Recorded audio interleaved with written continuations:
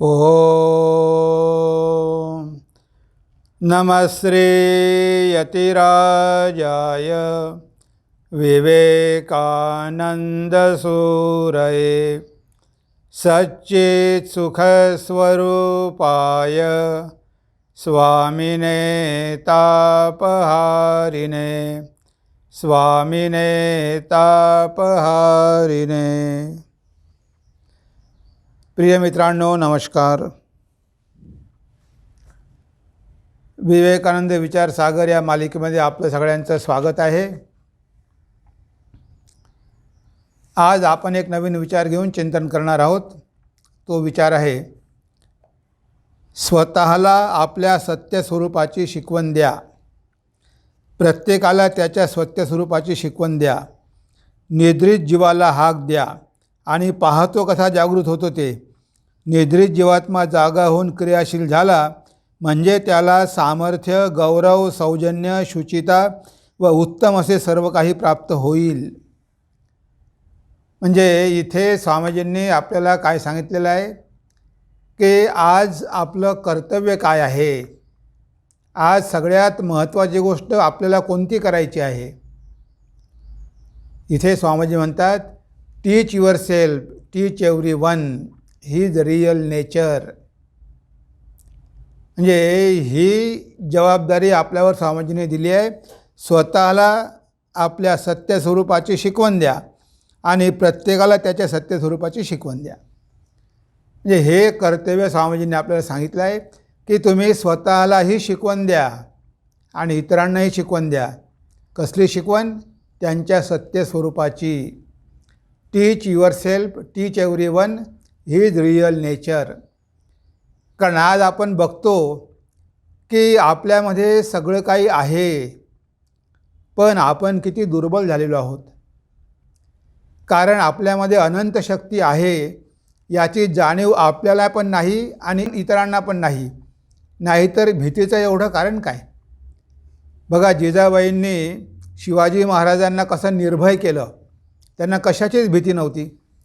म्हणजे हे शिक्षण लहान मुलांना घरीच दिलं गेलं पाहिजे की अरे बाबा, तुझं सत्य स्वरूप वेगळं आहे। आईवडिलांनी दिलं पाहिजे, पालकांनी दिलं पाहिजे, शिक्षकांनी दिलं पाहिजे, सगळ्यांना सांगितलं पाहिजे। मोठ्यामध्ये ओरडून सांगितलं पाहिजे, आवर्जून सांगितलं पाहिजे, गरजून सांगितलं पाहिजे की अरे तुम्ही अनंत शक्तिस्वरूप आत्मा आहात, हे तुम्ही दुर्बलासारखे का वागता। आणि आपल्या देशामध्ये त्यावेळेस अशी लोक होती की जी पुढच्या पिढींना हा संदेश द्यायचे। सगळे लहान मुलं आश्रमामध्ये जायचे, गुरुच्या आश्रमात जाऊन तिथे ह्या सगळ्या गोष्टी शिकायचे। त्यामुळे ते निर्भय होते, शक्तिशाली होते, सामर्थ्यशाली होते। ही शिकवण आज आपण लोकांना दिलेली नाही। ही वेदांताची शिकवण वनव्यासारखी सर्वत्र पसरली पाहिजे। त्यासाठी आज लोकांची गरज आहे, माणसांची गरज आहे, तरुणांची गरज आहे। कारण हे सत्य फक्त भारताकडे आहे। हे सत्य जगाला सांगणार कोण? आपण शक्तिशाली आत्मा आहो, आपण शरीर नाही, आपण अनंत स्वरूप आत्मा आहोत। हे सगळे शास्त्र आपल्याला सांगतात आणि तरीसुद्धा आपण त्याचं आचरण करत नाही। बघा, पुराणामध्ये मदालसा नावाची एक आई होती। ती आई, तिला स्वतःला तर सगळं ज्ञान होतं, तिने स्वतः उपनिषदांचा अभ्यास केलेला होता आणि तिला वाटलं की आपल्या मुलांमध्ये सुद्धा आपण अशा प्रकारचे संस्कार दिले पाहिजे। त्यांना लहानपणापासूनच आपण अशा प्रकारचे संस्कार देऊन त्यांना निर्भय केलं पाहिजे।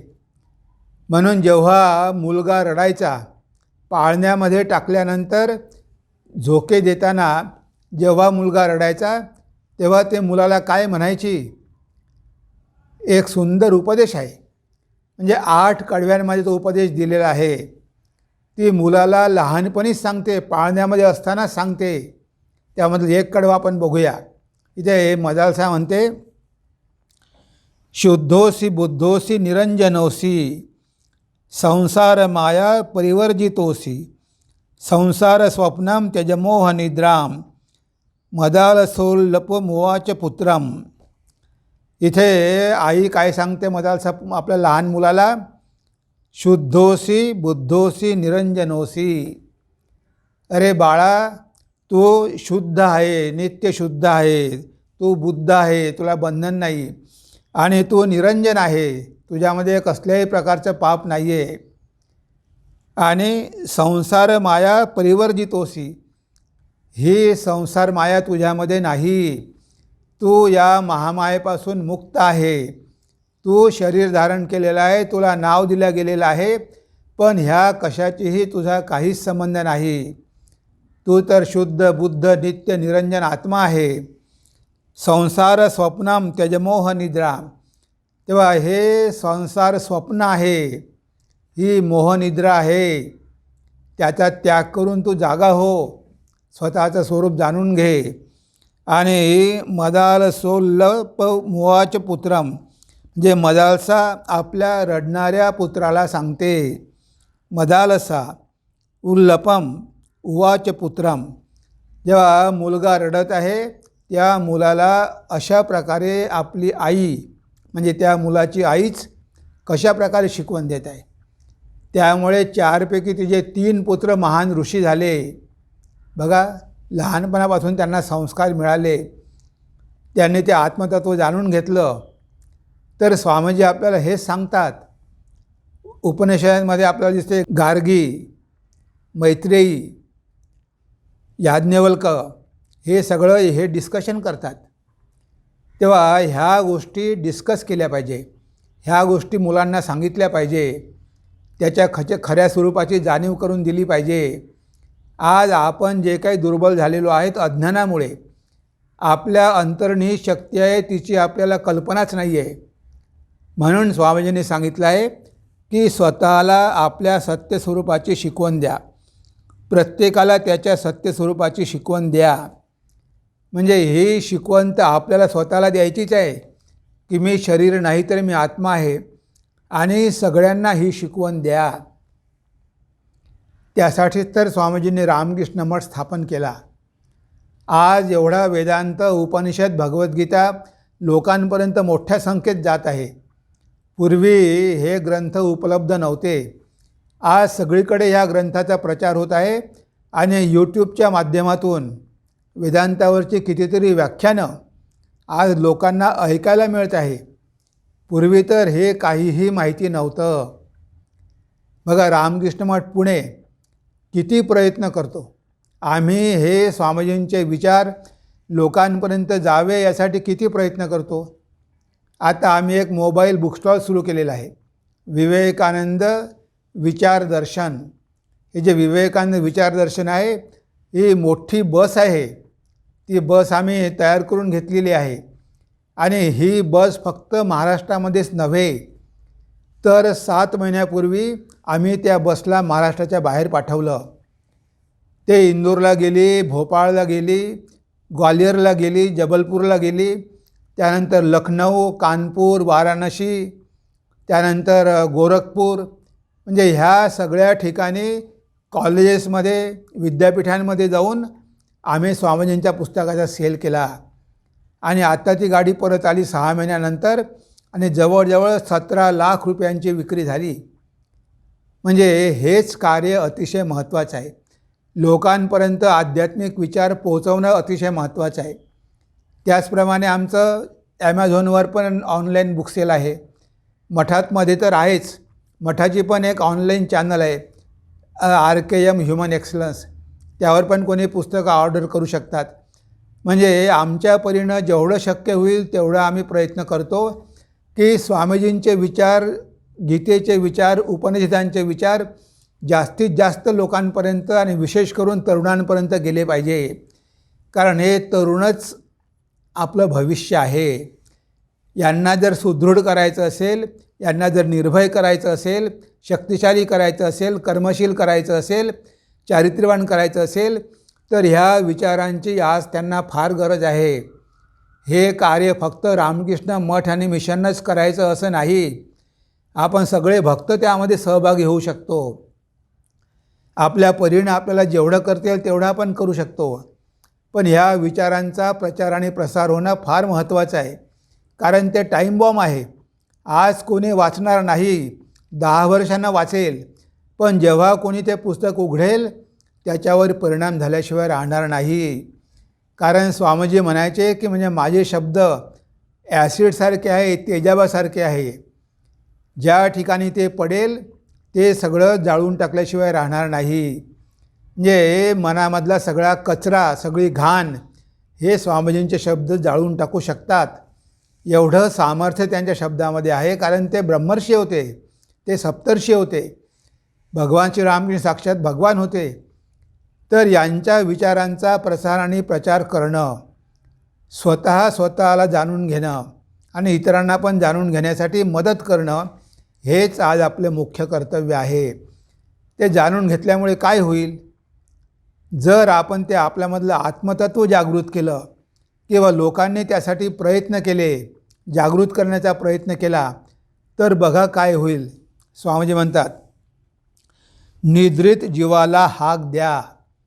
तो जो आत्मा झोपलेला आहे, call upon the sleeping soul, त्या निद्रित आत्म्याला तुम्ही हाक द्या. त्याला म्हणा, अरे उठ उठ, किती दिवस तू झोपून राहणार, आता तरी जागा हो, ही अज्ञान निद्रा सोड. उत्तिष्ठत जाग्रत प्राप्य वरान निबोधत, असं आपल्याला उपनिषद सांगते. तेव्हा त्या निद्रित आत्म्याला हाक द्या आणि पहा तो कसा जागृत होतो ते. आणि बघा तो तुमच्यामध्ये सुप्त असलेला आत्मा कशा प्रकारे जागृत होतो ते बघा. आणि तो जेव्हा जागृत होईल तेव्हा तुम्ही साधारण व्यक्ती राहणार नाही. तुम्ही आज जसे आहात तसे मुळीच राहणार नाही. तुमच्यामध्ये आमूलाग्र बदल घडून येईल. तुम्ही एक नवीनच व्यक्ती होऊन जाल. तो जुना मनुष्य आता मेला, आता नवीन मनुष्य जन्माला आला. आता तो ज्ञानी आहे. आणि जर ते ज्ञान आपल्याला झालं तर मग आपल्याला कशावरही अवलंबून राहायची गरज नाही. जे काही चांगलं आहे ते सगळं आपल्याकडे धावत येईल. कशाचीही आपल्याला भीक मागायची गरज राहणार नाही, कारण आपण स्वतः राजा आहोत, आपण भिकारी नाही. आज आपण भिकाऱ्यासारखं वागतो कारण आपण राजा आहोत हे आपण विसरून गेलेलो आहे. त्यामुळे आपण भिकाऱ्याच्या वेशामध्ये फिरत असतो, पण आपण भिकारी नाही, तर आपण साक्षात राजा आहोत. आणि हे आपलं गमावलेलं स्वराज्य आपल्याला प्राप्त करून घ्यायचं आहे. तेव्हा स्वामीजी म्हणतात की जर तो आत्मा जागा झाला तर काय होईल? जागा होऊन क्रियाशील झाला म्हणजे त्याला सामर्थ्य, गौरव, सौजन्य, शुचिता व उत्तम असे सर्व काही प्राप्त होईल. तो आत्मा जर जागृत झाला तर मनुष्याला जीवनामध्ये सगळं काही प्राप्त होईल. Teach yourself, teach everyone his real nature. Call upon the sleeping soul and see how it awakes. Power will come, glory will come, goodness will come, purity will come, and everything that is excellent will come when the sleeping soul roused to self-conscious activity. तुमच्यामधला सुप्त आत्मा जागृत झाला की power will कम, तुमच्यामध्ये सामर्थ्य येईल. स्वामी विवेकानंद बघा, त्यांच्याकडे बघितल्याबरोबर आपल्याला वाटतं की काय त्यांचं व्यक्तिमत्व आहे. अमेरिकेमध्ये जाऊन केवढं महान कार्य केलं, त्यांच्यामध्ये केवढं सामर्थ्य होतं. म्हणजे एकटा मनुष्य, कोणीही ओळखीचं नाही, अशा परदेशामध्ये जाऊन हिंदू धर्माचा झेंडा फडकून येतो. किती सामर्थ्य पाहिजे. तेव्हा इथे म्हणतात सामर्थ्य येईल, power will come, glory will come. Glory, महानता, तुम्हाला सगळे लोक तुमचं पूजन करतील. ब्रह्मविद ब्रह्मैव भवती. जो ब्रह्माला जाणून घेतो तो स्वतः ब्रह्मच होऊन जातो. जो ईश्वराला जाणून घेतो तो स्वतः ईश्वरच होऊन जातो. आता तुम्ही पूजेला पात्र व्हाल, सन्मानाला पात्र व्हाल, तर गौरव तुम्हाला मिळेल, सन्मान मिळेल, glory will come, power will come, goodness will कम. सगळी नैतिकता, सगळी चांगली मूल्य आता तुमच्यामध्ये प्रकाशित होतील. तुम्हाला प्रयत्न करून हे मूल्य प्राप्त करून घ्यावे लागणार नाही. आता तुम्ही कुणालाही त्रास देऊ शकत नाही. आता तुम्ही खोटे बोलू शकत नाही. आता तुम्ही स्वार्थी होऊ शकत नाही. कारण तुम्हाला दिसतं की तुम्हीच सगळ्यामध्ये आहात. तुम्ही आणि तुम्हाला ह्या जगामध्ये कशाचीच गरज नाही. सगळं तुमचंच आहे. सगळं तुमच्याच मालकीचं आहे. हे विश्वब्रह्मांड तुमच्या मालकीचं आहे. आता तुम्हाला कमी कशाची आहे. तुम्ही जशी इच्छा केली ते तुम्हाला प्राप्त होऊ शकते. नुसत्या संकल्पनेने तुम्हाला प्राप्त होऊ शकते. एवढं सामर्थ्य तुमच्यामध्ये आता आलेलं आहे. पण अशा लोकांना या भौतिक गोष्टीबद्दल मुळीच आवड नसते. ते या जगामध्ये मुळीच रमत नाही. ते या जगामधल्या कोणत्याच गोष्टीची अपेक्षा ठेवत नाही. कारण त्यांना कळते की हे सगळं नश्वर आहे. आता आपण ते तत्त्व प्राप्त केलेलं आहे, अमरत्व प्राप्त केलं आहे. आता ह्या नश्वर गोष्टी घेऊन काय करायचं आहे. म्हणून ते ह्या गोष्टींच्या मागे धावत नाही. म्हणजे power will come, glory will come, goodness will come and purity will कम. तुमचं मन पवित्र होईल. कारण मन पवित्र झाल्याशिवाय तुम्हाला ते सत्य प्राप्तच होणं शक्य नाही. जेव्हा तुम्ही त्या आत्म्याला जागं करण्याचा प्रयत्न करता तर ते तुमचं मन पवित्र होत असते. तो आत्माच आतून तुमचं मन पवित्र करतो. तुम्ही जेवढी साधना कराल तेवढं मन तुमचं पवित्र होईल. पण त्यासाठी आपल्याला प्रयत्न करावे लागतील. आणि एकदा तुम्हाला ज्ञान झालं की तुमच्यामधलं सगळं अज्ञान निघून जाईल. तुमच्यामधले सगळे कर्म भस्मसात होऊन जाईल. तुमचं पाप सगळं नष्ट होऊन जाईल. म्हणजे बघा, power will come, glory will come, goodness will come, purity will come and whatever is excellent that will come to you. आणि जे काही जगामध्ये चांगलं आहे ते सगळं चांगलं तुमच्याकडे येईल. अजून काय पाहिजे. म्हणजे आपल्याला जे काही पाहिजे आणि सगळ्यात मोठं, सगळ्यात महत्त्वाचं म्हणजे अनंत शांती आणि अनंत सुख आणि या जन्ममृत्यूच्या बंधनातून कायमची मुक्ती.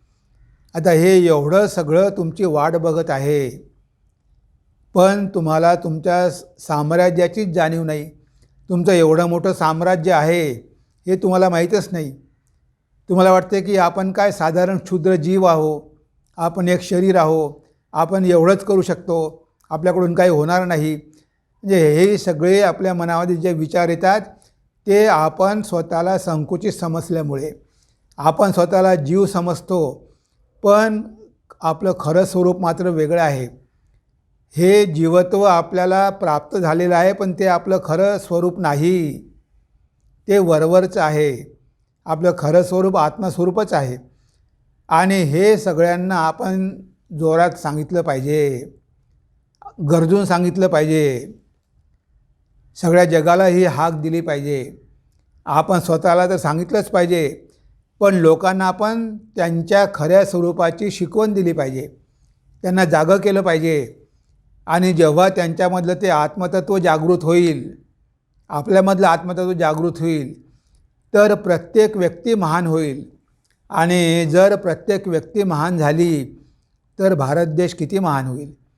अशा लोकांची ज्या देशांमध्ये संख्या जास्त असते तोच देश महान देश म्हटला जातो. कितीही भौतिक श्रीमंती असली तरी त्याला आपण महान म्हणत नाही. आपल्या भारताला अजूनही आपण महान का म्हणतो, पुण्यभूमी का म्हणतो. कारण आपल्याकडे हा अध्यात्म आहे आणि आपण असे लोक निर्माण केलेले आहेत. आजही आहे, पुढेही होतील. तेव्हा अशा लोकांची संख्या, ऋषींची, संतांची, योग्यांची, साधूंची संख्या जेवढी वाढेल तेवढा तो देश सुसंस्कृत होईल, तेवढा त्या देशाचा विकास होईल. कारण आता तो भगवंताशी एक झालेला आहे. त्याच्यामध्ये प्रचंड सामर्थ्य येईल. अशा देशाला किंवा अशा व्यक्तीला कोणीही दाबून टाकू शकणार नाही. आज आपण धर्माला, नैतिकतेला, ह्या सगळ्या चांगल्या गोष्टींना विसरून गेलो आहे. म्हणून आपण स्वतःला दुर्बल समजतो. म्हणून आपली एवढी अधोगती झाली. आता आपल्याला पुन्हा जर त्या सगळ्या गोष्टी प्राप्त करून घ्यायच्या असेल तर हे आत्मचैतन्य जागृत केलं पाहिजे. सगळ्या देशाचं चैतन्य जागं केलं पाहिजे. आपल्यामधलं चैतन्य जागं केलं पाहिजे. आणि हेच कर्तव्य आज आपलं आहे. स्वामीजी आपल्याला हेच करायला सांगतात की ह्या तत्वांचा प्रचार करा, सगळ्यांना सांगा, तुम्ही स्वतःला पण सांगा आणि सगळ्या जगाला सांगा. या तत्वांचा प्रचार प्रसार करा आणि तुमच्यामधल्या असल्या सगळ्या दुर्बलता सोडून द्या, सगळ्या भीरुता सोडून द्या.